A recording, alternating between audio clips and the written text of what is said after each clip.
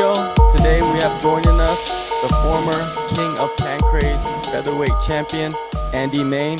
What's going on, Andy? What's up? How's you doing? First thing is I want to get into is like I read a post that you put up about the UFC and hmm Carlos Condit and Jim Miller. You're kind of referencing them about how they have to kind of go on Twitter, onto social media to get a fight, and those guys Yeah. are like veterans of the sport. Like they've been around for so long, they've been at the top of the game. Can you kind of go into a little bit more detail of why you wrote that post? Yeah, it's interesting. I feel like I come from an in-between era of MMA in regards to the UFC. When I started fighting, uh, the guys like Condit and Jim Miller and these guys who are now veterans were just getting in the UFC, and becoming who they are today. And my ultimate game has always been the UFC with fighting. And it was ultimately because I want to test myself against the best fighters in the world, and then also fight for one of the best organizations in the world. So when you see it where it is today, where it seems like so much of it is just about who can put on the show, put on the antics. It's discouraging when you see guys like Jim Miller and like Carlos Condit who have put so much into the sport, have so many fights with the UFC banner, have to literally go on social media to get their attention.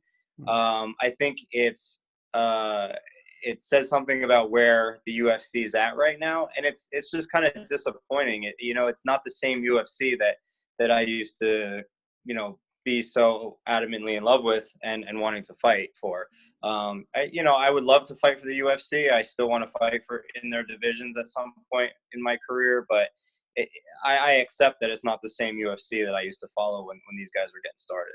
A lot of guys out there, it even the fighters that I talk to, they're always saying like it does not make any sense how they kind of select the guys that they sign.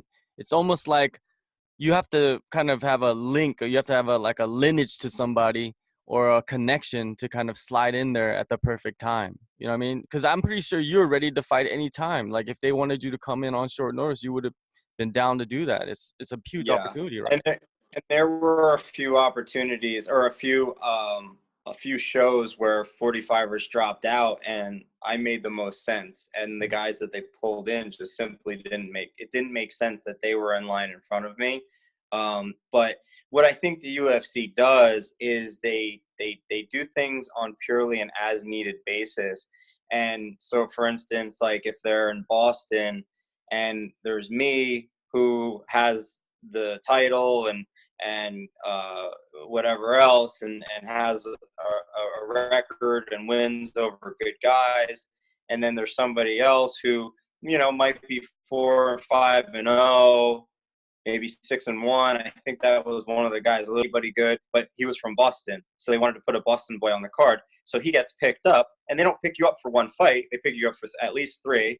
Two, if you lose two in a row, they'll cut you. So what ends up happening is now that guy takes a slot in the 145-pound division, even though I was significantly more experienced and ahead and had every right to, or should have had every right to take a spot before he did.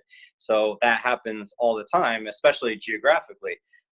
Ironically, last year, when UFC went to Japan, the person who was managing me at the time reached out to Sean Shelby and said, "Hey, Andy Main's the king of Pancrase, and very popular in Japan, and XYZ has a following." And Sean Shelby's like, "We're not gonna sign a guy from New Jersey. We're gonna try to find a Japanese guy to sign for this show."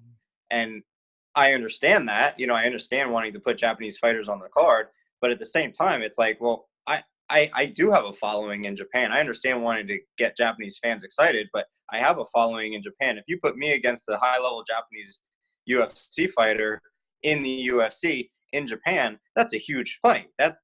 Japanese fans are going to be psyched about that. It just didn't make sense, and it really just doesn't make sense. There's no rhyme or reason. Well, they just did sign two King of Pancrase. One was Queen of Pancrase, which is Suri Kondo in the last UFC Japan that just happened a couple weeks ago, and Daichi Abe, who was the welterweight King of Pancrase, right? Right. And these fighters, are they ready for the UFC? Yes and no, because what's her name had a record. Her record was like 5-0, and the other guy's record was 5-0, and it's arguable that they shouldn't have been signed. But like you said, I guess it all depends on like what they want, like what they're looking for at that moment to fill in the slot. Right. But the thing is, like, Right. I have a theory that sometimes they sign guys that they know that they're gonna lose. This is my theory. Like, they know that they're gonna lose. It's kind of like they're feeding them to the sharks. Like, they're kind of feeding them to guys that they want to win, like bad Right. matchups. Because no, if someone's gonna come to you and say, "Hey, here's a contract, but it's on 1 week notice or 2 weeks notice, but you have to fight this guy, but you're gonna be in the UFC," of course they're gonna sign the papers. There's not many guys that they're Right. gonna, not sign, right? So that's just Well, yeah, you have to sign because you really don't have a choice, right? So if UFC called me right now, I'm not in, I'm just right now working my way back up to hopefully start fighting again in December or January. If they called me right now and said, "Hey, we need you next week at 145," I would take it, even though I'm not in the best shape that I could be, because if I said no, they would never call me again. So I have to take it, and that's where the frustration does lie. Otherwise, I say no, and then now my options are Bellator or continue to fight and for try to go back to Pancrase or Road FC, and those are fine. But if you have the goal to make it to the UFC, and you kind of have to be aware. Look, this is it. Like, you have to be ready to fight pretty much at all times when you think you're in position to fight. Right now, I don't really think I'm in position to fight because I lost my last fight, and I haven't really fought in 2 years other than that. So I need to get back on track. But once I'm back on track, I have to stay in shape at all times so that when that opportunity comes, and you're right, they might say like, "Okay, we got this 145er is really good. I need to find somebody." Well, Andy Main's okay. He's pretty good, but if we get him on a week's notice, he probably won't be in shape. He'll probably lose, and then we'll cut him after that, or maybe he'll fight one more time. We'll give him another. And you're right. Like, I do think that happens often. So like, my job as a fighter is, it's sort of like, too bad. Like, what am I going to do? I got to take that fight and hopefully be in shape, be training all the time, and hopefully win. And then, that's sort of your way in, which is really sucky because there are some really, really great fighters out there who go into the UFC for their first fight on short notice and can't perform the way that they should perform because they're not in the right shape. It's like the UFC is actually missing out on a lot of opportunities for great fighters because their first impression is a shitty fight because the fighter wasn't ready. Like, give that guy 5 weeks, 6 weeks at least, like 2 weeks. It's like, it's going to happen, but it shouldn't be the norm. And right now it's the norm. Yeah, I feel the fighter's frustration on that part. It's, it, yeah, like you go out there and you don't perform the way that you want. Like, inside, you're probably just so angry that you were put in that situation as a fighter, when, you've been building yourself for years and years. And yourself, you're a business owner, you're an instructor, and then now you're a fighter. There's so many things going on fighters in their lives, right? They're not just fighters. Right. So you kind of have to give them some time to get ready for their fights because you know better than anybody. You cannot really survive on a fighter's paycheck, only on that, right? No, of course not. And that, and that's a whole nother aspect of being a professional fighter. I talk to fighters very often, and I encourage fighters to either not quit their job or continue to pursue life outside of fighting, or build something. I built a gym. I have a very successful gym in New Jersey. So thankfully, like, in the last 2 years, I had to get 2 knee surgeries right after I won the title.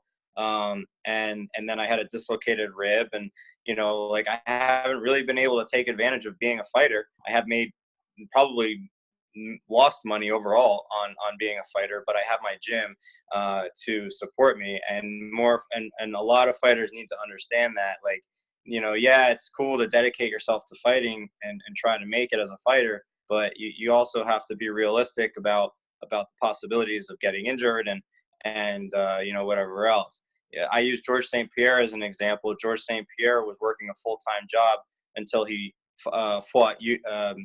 until he fought Matt Hughes for the UFC welterweight title, and that's George St. Pierre. Working a full-time job. So like, if you're an amateur fighter thinking like I'm gonna quit my day job or not build anything else and just throw all my chips in on being a fighter, like I don't know. You might want to think twice. You can do it. I built a gym and I still train full time. So you can do it. It's just a matter of dedication. But you're going to be really happy down the road. I know a lot of former even guys who made it, to the UFC, who now are trying to now out of the UFC, a little bit older, trying to figure out how they're going to make a living, make a good living, and they're starting at scratch. I started when I was 23 building my gym. I've been fighting the whole time and worked my way all the way up to winning the Pancrase title. And it's just a matter of dedicating yourself. You can do both for sure. What is your situation right now, like contractually wise, like with promotion and stuff like that? So technically, I don't really have any so in the United States, I contracted last year with Cage Fury, CFFC. So if I fight in the US, I'll fight for them. And I have like certain outs, like if I were to get a UFC opportunity or maybe do one of those like Dana White's Tuesday Night Contender Series, like something like that, then they'll let me out of my contract. Overseas, like I fought for Road back in February, and they haven't really, they haven't said anything about wanting to keep me under contract. I don't think that they would give me a hard time about fighting somewhere else. So I'm relatively speaking a free agent just because I can fight anywhere internationally. I get offers from Russia, Poland, all over Europe and the United States, and Japan and Korea. So I'm kind of right now I'm aiming for the end of this year or the beginning of next year to I'm gearing up to start fighting in those months. I reached out to my manager out in Asia, Mayumi, and she's working on looking at what's available out in Japan and Korea, and then I'm gonna see what my options are out here. So right now I'm not 100% sure where I'm going, but I'm kind of deciding if I want to stay stateside or if I want to start doing some traveling or both. I would like to stay active in the next year because really I fought once in the last 2 years, and I honestly shouldn't have taken that fight. It was $1 million. It was $1 million tournament, so they gave me the opportunity. I didn't want to pass it up, but I had dislocated my rib 5 weeks before that fight. So you guys saw in the fight, I did okay for about a round and a half, and then I totally gassed out. So I want to make sure that I'm in shape and I'm ready to fight for this next fight for when I get back to it. And I want to stay busy. I want to fight like every other month. Yeah, you're still fairly young, for being around the game for many years. Mm-hmm. Yeah, I'm 28 years old. I've been fighting for over 10 years, so Yeah. I've got some bumps and bruises. I've got some fight left in me for sure. Yeah, because if a fan has been following you, they would think that you're like 38 years old, because you've been around for so long, but you started at a very young age. So actually that's kind of like helpful for you, even though you have been injured for basically 2 years now, right? You said you had two Yeah, knee well, surgeries, your rib. yeah. So like I said, I blew out my ACL while I was training to defend the Pancrase title. I was supposed to fight. I blew out my ACL 2 weeks before the fight. I forget who I was supposed to be fighting for that one, but and then I had to get surgery, and I got my other knee had a torn meniscus that I had just been putting off. I was going to fight with that one anyway, so I just decided to get both knees fixed. It took almost a year of recovery. Then I was supposed to fight for CFFC here in the United States. And then right before that my opponent actually pulled out of that fight, and it was a good thing because like right after that I dislocated my rib, and then like the next day I got a call saying that they wanted me in the Road FC tournament, and I was like, how long do I have? And they're like, it's 5 weeks. So I called my doctor. I said, hey, I dislocated my rib. How long does it take to where like I can fight? He's like, well, probably about 5 weeks, but you won't be able to do anything. Pretty much took that fight with only 3 weeks training. So, and if you think about it, I had to fly to Korea, so really it was 2 weeks. So, but I still think I just didn't fight well. I think I could have beaten my opponent that night if I fought better, but it didn't help that I didn't have the gas tank to go along with it. Yeah, that was an interesting fight. Let's go back let's talk about that fight because you guys were on the ground and you guys were moving very well against each other, and you had that knee bar if I'm correct, right? And that knee Yeah, bar. I had a couple. The knee bar was definitely the closest. Um, but yeah, like my game plan going into that fight was to box, and I wanted to move around and box him up. And then, but being a jiu-jitsu black belt, when somebody clinches up with me and go into the strong, and he's very good judo player. He threw me over his head right in the beginning. But after that throw, I had him in like arm bars, triangles. I had him in a heel. I didn't really do anything the rest of that round, but he defended well, and he was doing a good job at putting all his weight on me. And I'm normally a 145er. I was fighting up at 155, so he was heavy. He wasn't. I was taller, but he was definitely heavy. So he would put all his weight on me and defend well, and kind of let me carry all his weight. So by the middle of the second round, I had very little gas tank left, and he was pretty tired too. But I just couldn't seal the deal, and he was able to get on top and ride out the rounds and win the decision. And he fought well. But yeah, I thought, I mean, that knee bar was kind of like my last ditch effort. I put all my energy into that attack, and then when it slipped out, I had nothing left. I couldn't get it. Couldn't even get up to my feet. That knee bar, Okay. when I was there Yeah. watching, it was so tight, and I thought he was gonna tap because it Yeah. just looked so deep, but he just hung on there. And were your arms kind of like gassed out, like your arms when you were trying to yank that thing? It was more my legs, and I didn't get a good squeeze on his leg. That was like the biggest thing. Like everything was tired, to be honest. Like I said, I just didn't have the gas for the grindy type of fight it was. And not only was I not in the best shape I could have been, but it also was like that type of fight is just the grindiest. Like you're just attacking, and he's on top of you, and like just being heavy, and him trying to get up, and he fought a very, what we call out here, a grindy fight, like made it just very, very tiring for me. And that's why even in the second round, when I came up and out and started boxing, I just had nothing in my arms. Like I couldn't hit with any kind of power. But yeah, so, between my legs and my arms, I was very tired when I was attacking that knee, but ultimately I couldn't squeeze it tight enough with my legs to keep it in place and then finish it. So like I was just kind of pulling with everything I had. But like you said, he hung tough. I mean, I have a picture where it's like totally straightened out, and a lot of people would have tapped, but I think he knew how tired I was, so he just kind of like knew he just had to hold on for a little bit. And also, I don't know if you've seen, he's got big, strong legs too, so it was a fight. But I got to give it to him. He did the right things. He hung tough, and then the end of that fight, like, he had a couple good moments. I didn't think he was ever going to be close to submitting me, and he almost armbarred me and triangled me once. So I just wish I had more gas to, really fight like I normally fight. Yeah, he's a pretty big lightweight, and you were moving up from featherweight. So, Yeah. like you said, if he's grinding on you, if he's putting all his weight on you, and you have a dislocated rib, like he said, the doctor told you the dislocated rib takes 5 weeks to just get back to normal. Yeah. He said You had to fight it'll take 5 about weeks.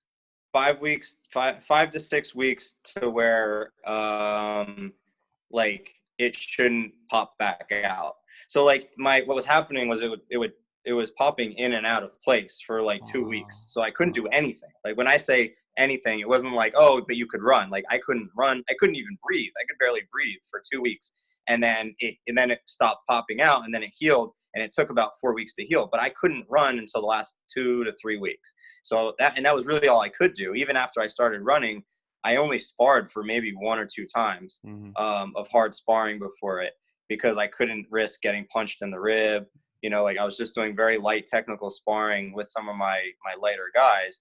I couldn't wrestle, so like I was worried when he threw me in the first round. I was like, literally on my way over, I was like, oh, I was just praying that my rib didn't pop out, but it didn't. Honestly, like I didn't feel the rib that much in the fight. Only a couple of times when I tried to defend takedowns, I felt a little bit of a strain, but it was more so just that I couldn't train properly for the fight because of it, not the rib itself in the fight. Yeah. You been kind of following the tournament? I saw the results from the last round. Yeah, I was disappointed. I was hoping he was gonna make it through a couple of rounds, but I was disappointed to see that he got submitted. Yeah, and he didn't make weight either. Oh, really? Yeah. I'm surprised that they let him fight. Yeah, but What there's a did you few know what he guys weighed that in? didn't make weight though. That's not good. But yeah, I mean, that's what I'm talking about. It's like, here's a guy who can barely make 55, and like when I'm in fighting shape, I walk around at like 159, 160. I'm not even that heavy for a 145er. I know 45ers that walk around at 170 pounds. I mean, I'm 170 pounds right now, but I'm not in fighting shape right now. When I'm training and running and doing my thing, I walk around at 150, 160 pounds. So like, if he's missing weight at 155, I mean, what could be he's got to be cutting down from like at least 75, maybe even 180. So, yeah, he was. I mean, I felt him in there. He was heavy. He was. I mean, when he got on top of me and I got him in some of those, like the armbar from bottom, and like he just leaned all his weight on me. I was like, man, this guy is way heavier than he looked at weigh-ins.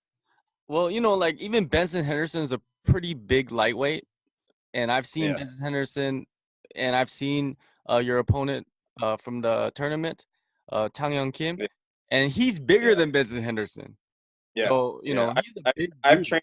Yeah. I've trained Benson Henderson, and I would definitely say that he's heavier than Benson. Yeah. So what are you gonna do? It's $1 million tournament. I got an opportunity. I wanted to go for it. Sometimes you're gonna miss when you shoot. So I'm glad. I don't regret taking the fight. But now I'm coming off a loss, so I got to put some wins together and figure out where I want to go now. I've considered, calling out the current king of Pancrase, because he never beat the champ. So I could go that route and see if I want to, if I can go try to get my belt back. I'd like to fight for Road FC again in the 145-pound division. I think there's some tough fighters there, but it would be nice to be at my own weight class and be in shape and see how I fare. Honestly, out of all the promotions that I've fought for, I had a lot of fun fighting for Road FC. I actually liked their cage a lot. They had like shorter, it's not as high up. They don't have the 6 foot. I think they had like 4 or 5 foot cage panels, which for some reason it was a more comfortable cage. It kind of felt like a ring a little bit. I really enjoyed fighting for them, and the show was really well run. So I'd like to fight for them again. And Pancrase, I love Pancrase. I know they stripped my belt, but I love Pancrase. I'll always love Pancrase, and maybe I'll go back and see if I can fight for the belt again. Yeah, I'd like to see you in the Road FC featherweight division, because right now in that division there is a champion, but there's no clear-cut number one contender. There's no clear-cut title challenger. There's no word of who the champion will fight. And there's a bunch of guys, even from Japan and Korean guys, that are fighting in that division that are up and coming. And I would love to see you fight any of those guys. Like, they're fighting on the next road. His name is Asakura. He's like a 19-year-old kid from Japan, but he's really good. His stand-up is excellent. He's knocking out everybody, right? So, like even you fighting against him, like kind of a little bit of clash in styles, but you're more experienced. You've been fighting in Japan. I would like to see something like that for even for a title eliminator bout. I'm pretty sure you're interested in any of those bouts that would get you to the title, right?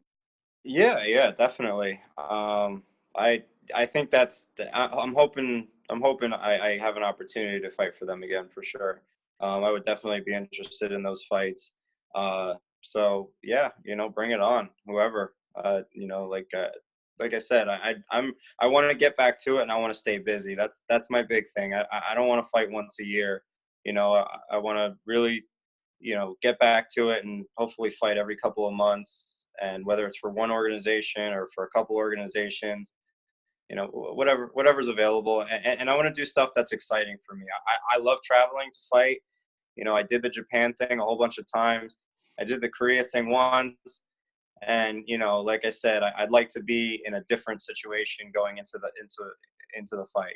Like be the fighter that I know I am, and in shape. Like know what I can do when I'm in shape. Like that's where I want to be. So yeah, let's do it. Let's bring it on. So you've been to Korea, you've been to Japan.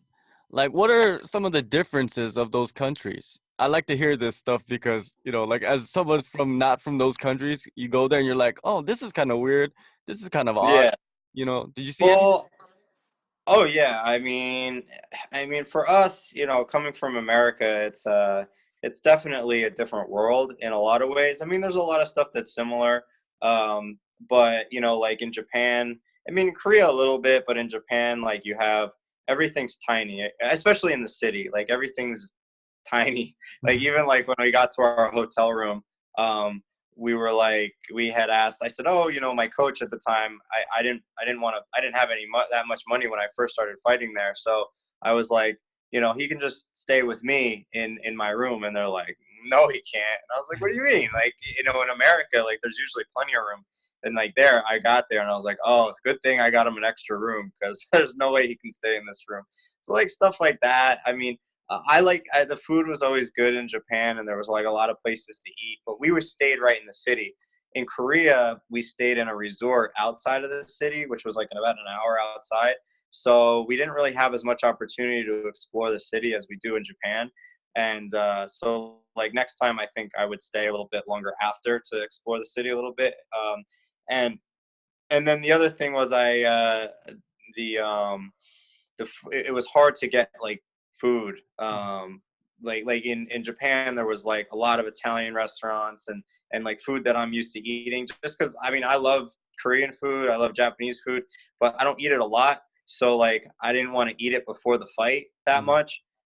But in Korea, like there wasn't that many options for like restaurants. So like I ended up eating where we were anyway, unless we traveled all the way to the city. So I ended up eating a lot of Korean food, which also probably wasn't the best thing to do right before the fight when I'm not used to eating that kind of food. But I love the cultures, man. I think there's some differences, but I just love using the opportunity as a fighter to explore different cultures around the world, um, and I love it. Like I love it. I love it in Japan. One of my favorite things was like when I got there. Like I know full well that they brought me in to hopefully lose my first fight there, and to AB, who was I think ranked number 3 in Pancrase at the time or number 2, and the fans are they weren't for they were excited to have me, but they were rooting against me, and like by my 5th time there, I felt like I had so many more people on my side, and they like had an appreciation for me as a fighter just because I went for the finish no matter what. I always fought hard, always fight hard, and just go for it and put on a show. So like I just love to see like the kind of the change in the reception of me there as a fighter by the fans from the first time to the last time. And same thing in Korea. I mean, Korea there was like more of a mix. I felt like because of the tournament, there was Russian fans and Polish fans and Korean and Japanese fans, and a lot of people knew who I was. So like I got a really warm reception in Korea the first time out. So that's why I want to fight there again. I think Road FC is a great show. You're not worried about North Korea attacking? Man, I'll take the risk. I mean, like there's a lot going on in this world. They might attack them. They might attack us. I mean, I don't know who's safe where, right? So like you guys might be safer than we are. Who knows? Like I think right now, it's definitely a uncomfortable political climate, but it's uncomfortable anywhere, you know. So I don't know. I don't really. I try not to put. I don't. I try not to operate my life based on what's happening in politics, even if certain things seem, you know, uncomfortable. I'm not going to go to the Middle East, but you know, I think I'll come back to South Korea. All right, that's a great answer because even people in South Korea is not worried, so I don't think other people should be worried to come here. No, I think you know, like I said, I don't know. I don't know what to make of the whole thing, but I didn't think one of the things that I found in traveling to these different places is often the perception that you get from the media about the different countries is usually not the case. It's not true. I've traveled not just for fighting, but also like for vacation. I was in Greece this year, and you know, other things, and like everybody was so worried about refugees and all these things, and we get there and there's no refugees anywhere, and everybody's very friendly, and you know, everybody they're like, oh, they hate Americans, and I'm like, oh, okay, you know, like, well, I'll be careful. And I went there and I got no, you know, no bad energy from anybody. So I don't know what to make of it. I always pay attention no matter where I'm at, even if I think it's safe or I don't think it's safe. You know, I try to make sure I don't go any dangerous places, potentially dangerous places. But other than that, you know, you can't live your life afraid, right? Yeah, of course. You know, like you travel a lot and then you visit these countries and then you go back to the United States and you're around a lot of people because you have a, you know, you have a gym. Do you sometimes hear people say things that like you hear them say something about like another country, but they've never been there and you do you ever go Yeah. and like kind of tell them like what's the real deal? You know, like I was there like, you know, like last year and this is how it was. Do you ever kind of go and tell people? Right. I do sometimes, yeah. If I hear something specific to a country I've been in, you know, like I think when after I was in South Korea, um, you know, like they asked, they're like, "Oh, is everybody afraid of North Korea?" And I was like, nobody I talked to, like nobody brought it up. It seemed pretty comfortable. Like everybody's just operating, you know. So like I've talked a little bit, and like I said, when we got back from Greece, I'm like, you guys got to stop watching so much of the news because like it's not true. You know, and after, especially after talking to the locals in Greece, you know, they're like, no, everybody's fine here, you know. So yeah, I say, you know, sometimes I'll bring it up places that I've been, but I try not to get too involved. Sometimes on Facebook a little bit, but I try not to get too involved with political discussions because they don't know. Most people are just saying things, and they don't really they don't really know. They just believe what they hear on TV. And unfortunately, on TV, one side says one thing and one side says the other thing. Everybody who's watching this person believes this, and everybody who watches this person believes. So like you end up with a split country because of it. And you know, all I'm trying to do is I try to make sure that, you know, me and my family are, you know, safe and good people, and you know, and but I want to explore more of the world. And it also helps being a fighter because even in certain parts of the world that like, you know, like I've been asked to fight in Russia a whole bunch of times. And it's funny because like people talk about how much like the Russians are, you know, whatever, you know, whatever's going on with Russia and the United States right now. And I'm like, ironically, I get messages from Russian guys, promoters, matchmakers every day, and like they're just like excited to have us have me or Americans, anybody on the card. Like there's no like unrest in between like the martial arts community. So I don't know if maybe that's how I feel, because everybody I've ever talked to in any of these countries has been super cool. So I'm gonna just keep doing my thing. Yeah, that's what's great about the martial arts community or the MMA community is that there's no boundaries. It's just like the world is the world. You know, you're a fighter and you're a fighter. It doesn't matter what language you speak or what land you're from. Because once you get Yeah. in that cage, there's only one language, right? Yeah. No, it's true. It's true. And the fans of fighting, especially overseas, and it's one of the reasons I love fighting overseas a lot, especially in Asia. Um, is because I feel like the fans in both Korea and Japan are just a lot more educated than in America. So like when I fight in America, or when I fought in America, like, it's the same thing as people watching a football game. Like they're just screaming for their team. Where like in Japan and Korea, both places, like it was there. You could tell that you had an educated fan base, and they appreciate you as a fighter, like just for getting in there. Which is why, like, I feel like your record is not quite as important. Obviously a good record is always good, but like if you go out there and fight hard, put it on the line, get some good wins, and even if you suffer some bad losses, they don't really hold it against you. Whereas like out here, your record is definitely held against you. Like big time, especially with getting in the UFC. So that's one of the reasons I love it out there. I mean, thankfully I have a good record, but I just love it because the fans, like, they actually know what I'm doing, especially as a grappler. Like everybody knows what a big knockout punch means, but like when you have fans watching as you transition from a triangle to an armbar to a rubber guard to a leg lock, and they're all knowing what's happening and super impressed by it, like it's fun. It just makes it more fun for me.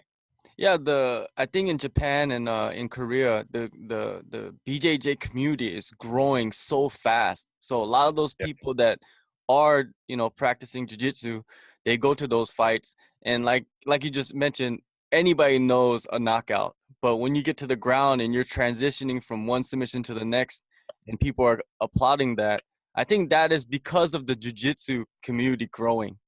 Yeah, Number one. definitely. Yeah. And how is like I know you're big, you're a black belt. You is your gym based mostly around jiu-jitsu?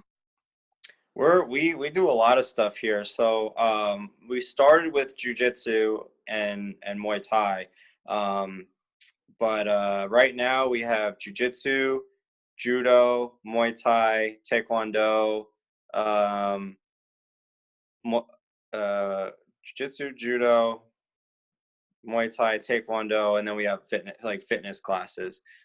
So we're pretty comprehensive. We do a lot of different stuff.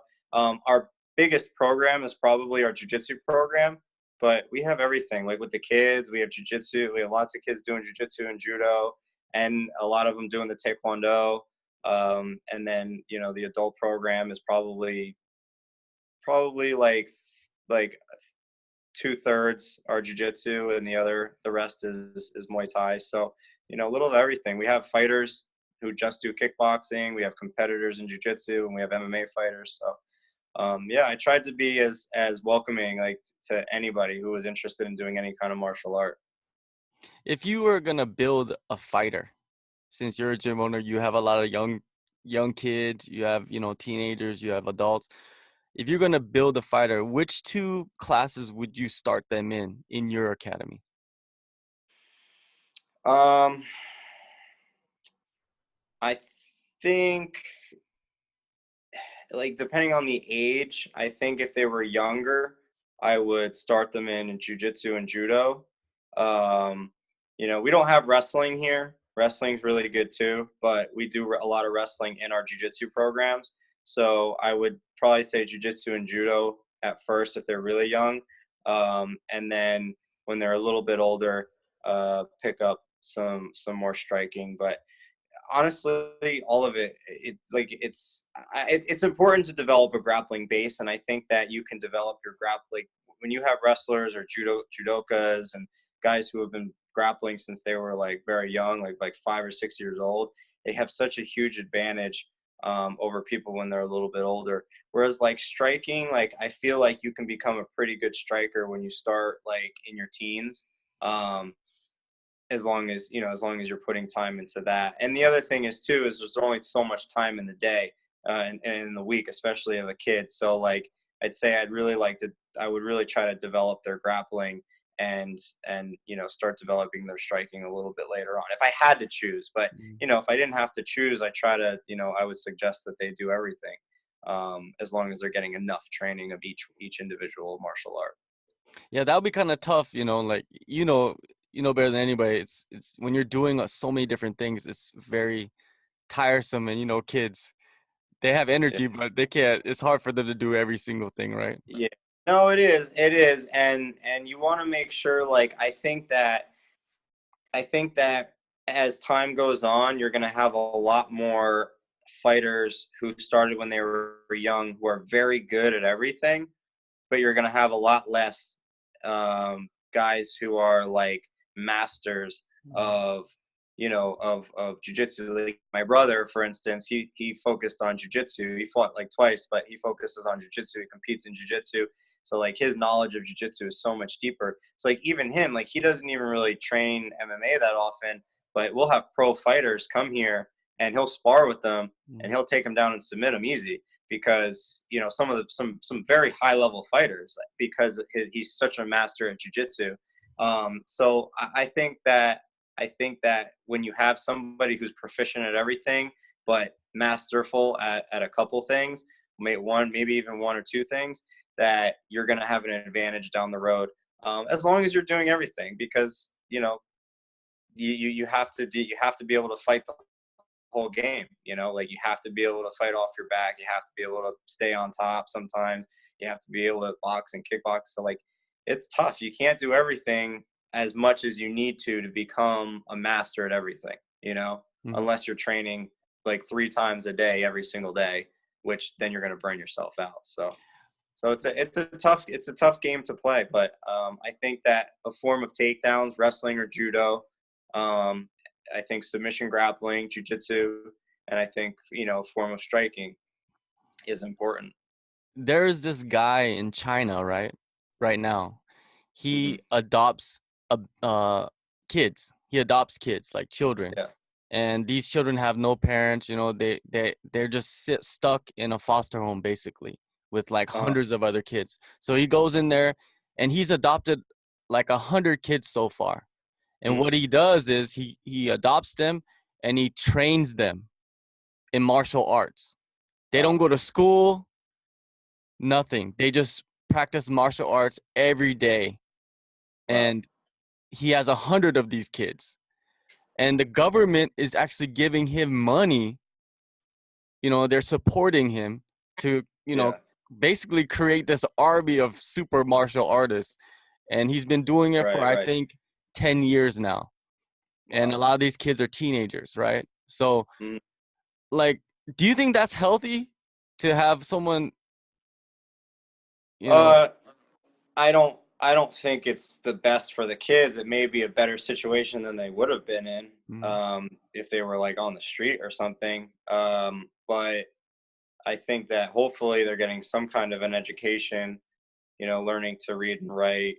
Because like, and then also like, what kind of martial arts is he teaching them? Like, China is very well known for doing a lot of like kung fu and more traditional styles of martial arts. So like, what's the goal? Like, are they actually learning jujitsu? Are they actually learning wrestling? Are they learning kickboxing? Or are they learning a traditional martial art that no matter how good they get at it is never going to be a winning style in the UFC, or in the UFC, but in MMA, like you're going to get occasionally like a guy that has like a taekwondo background or a different style that comes in and is able to use it, but most of the time they better have learned some grappling and other stuff. So I don't know how healthy it is. I mean, I think martial arts is healthy, but I hope that the kids are getting a little bit more than just martial arts. Mhm. Um, and whatever. But I think it's noble in a way to take on these kids who don't have homes and train them. But hopefully they're also getting some kind of love and support in other ways too, and they're not just being trained to be a little army. Yeah, the crazy part is the government is funding him to do all of this. So basically, like he's training the next level of champions of different martial arts and MMA or whatever. And Yeah. it's good, and like you said, it's good and bad. It all depends on the whole situation. Right. All the information is not out there yet, but it came out like that he's doing that type of thing, and it's just like, wow, like imagine the fighter that he can create from Yeah, I mean, if scratch. he's doing it right. I mean, there's a very good chance that in the next 5 years he's going to turn out some really, really talented martial artists. Mm. So we'll see. I'll be keeping an eye out for that. I'll shoot you a Yeah. message Yeah. when it kids. If I see an article, I'll shoot it to you. I'll message it to you, and you can read about it and tell the kids over there at your academy, like, look at these super I army know. kids that they're Yeah. developing in China. Um, Before I let you go, I want to kind of get into the whole like drugs, PEDs in Hmm. the UFC. Like UFC is the only company that's actually really testing their fighters, Yeah. constantly. And in my opinion, I think that they're kind of going overboard on this whole testing thing because it's kind of affecting a lot of the fights, and sometimes it's supplements and they have a list of supplements, but the fighters don't really know what the list is about, and they're Right. taking new supplements but they don't know what's in the new supplements. It's so, I don't know, it's in a word that I like to describe, it's so shady. What is your opinion Yeah. on this whole USADA drug testing, the fighters getting caught, but some of them are getting kind of like suspended sentences or whatever you call it, where they don't really get punished for very long?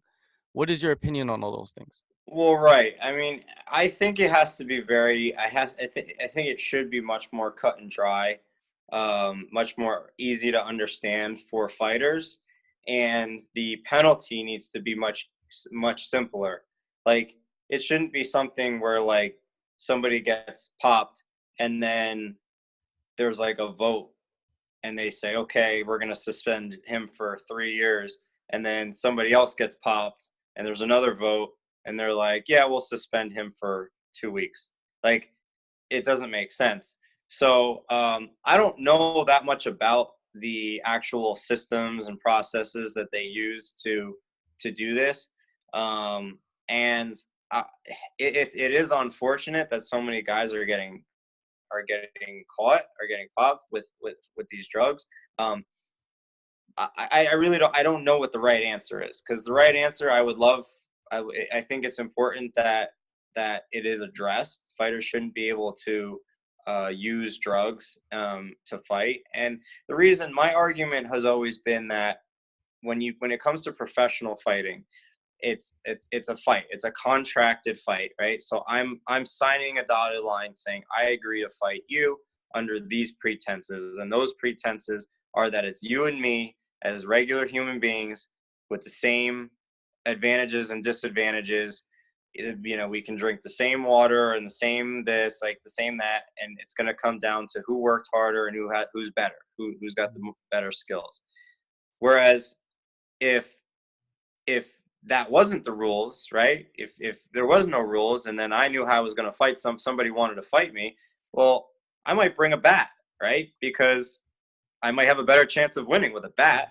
So doing drugs and then fighting is essentially like bringing an extra bat with you. And you didn't tell me that we were fighting with bats, right? Because maybe I say, oh, okay, I'll bring a bat too.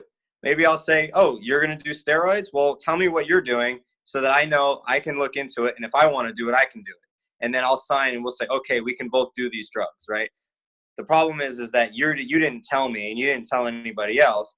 And now you've breached the contract. And if you breach the contract and I'm fighting under what we talked about, what we signed on, and you're fighting on something different, then you're essentially assaulting me with no different than if you assaulted me with a baseball bat.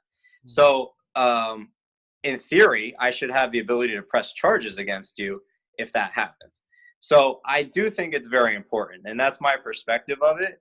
I think it's important that fighters are not doing drugs, or that everybody's allowed to do drugs. I don't honestly, like, if you told me tomorrow, like, hey, now everybody's allowed to fight with steroids or whatever you want, I'd say, okay, at least I know, so that if I want to do them, if I want to take, some sort of steroids to make myself heal faster or whatever, then I'll do that. Like, I would personally never take like anything like growth hormone or anything like that, but I might say, oh, well, like I'll take something that'll make me heal faster, right? Or something like that if I know I'm allowed to do it, and everybody else is allowed to do it.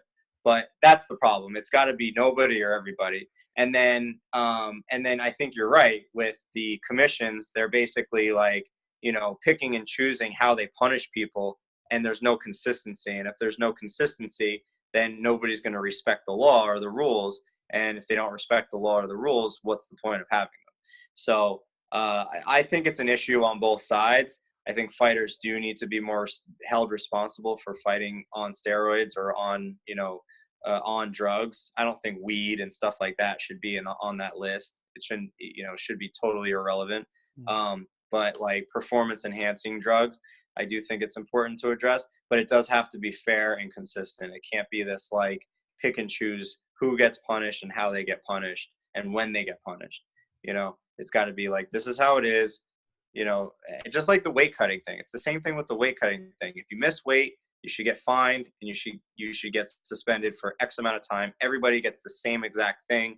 It's not like, okay, well, you can fight, but you can't fight, or you get fined this much. It should be the exact same thing. And then if you miss weight again, you're out of the weight class. You have to move up. Like just make it simple and strict. And that's all you have to do, in my opinion. But I guess then fights fall off and then everybody gets upset. And then, people are like, well, just let them fight and then fine them. So I don't know. Maybe, for the weight cut thing, I think a good solution would be to just have a lot more catch weight fights or more weight divisions.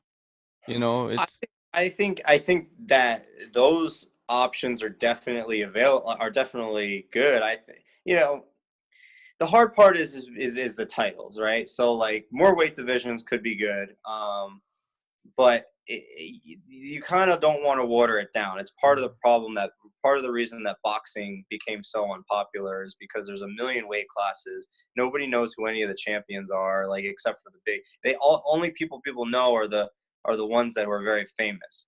Not who, like in the UFC, you could probably name most of the champions. And if you couldn't, if I asked you, like who this person is, you'd say, oh yeah, they're a UFC champion. Whereas like if I name most boxers, you wouldn't know who they are. You wouldn't even know that they were a boxer.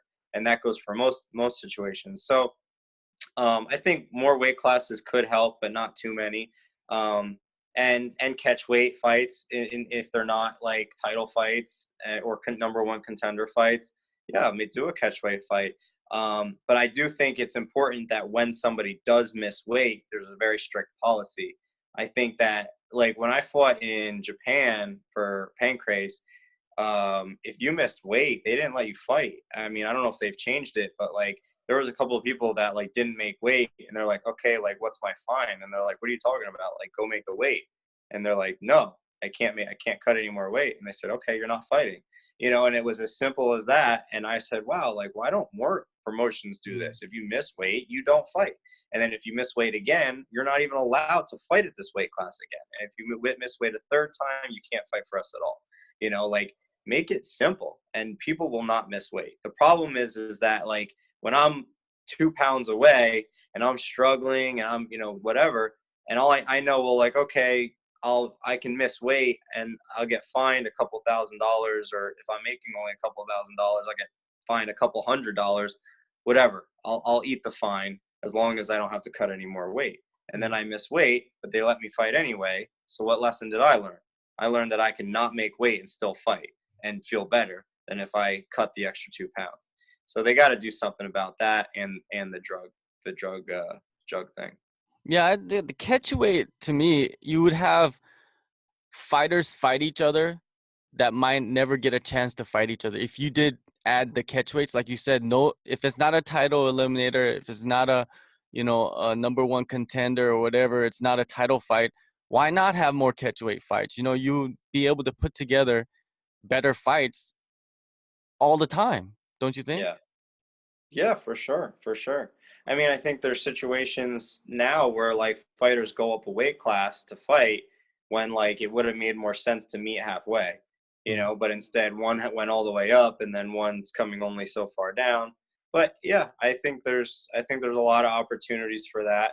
And I think there's a lot of opportunities for fighters. Like one time I fought at a catch weight of 150, but both me and my opponent were 45ers. I actually fought a 45er at 155 once just because like they reached out and they were like, hey, I forget exactly how it happened, but they basically just asked if I would fight him at 155, and I went on his record and I saw that like most of his fights were at 145. So I'm like, okay, this guy has a 145er. I'm not fighting some 190-pound dude. I'm fighting a 145er. He just doesn't feel like cutting weight, which is fine with me because I don't, you know, if I didn't have to cut weight, I wouldn't cut weight. So I fought him at 155. It was two 145ers fighting at 155. I fought at 150, same thing. The guy weighed in at 148. I weighed in at like 149. So we basically just didn't cut as much weight, walked onto the fight, and fought. So we just fought at weight classes. And then, like, you know, if you want to fight for the title, then you fight for the title.